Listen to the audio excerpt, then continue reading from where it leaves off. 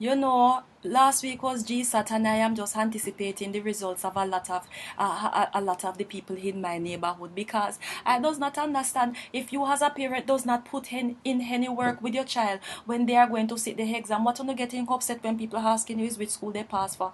Do you understand? Like for example, my church sister Beatrice, she have fear one daughter and the little girl, she wear the most name brandness of clothes ever, doing manicure and pedicure. She when she ready, she have the longest of ponytail into her head top, and I never see that little girl takes up a book yet. So I was very surprised when Sister Beatrice talking about my daughter sit GSAT. I said, well, I expect her to sit GSAT. I does not expect her to do anything else. Maybe she even drop asleep into the exam. So she asking what you mean by that. My daughter pick for, I make sure I pick for Campion and Wolmer's and Immaculate.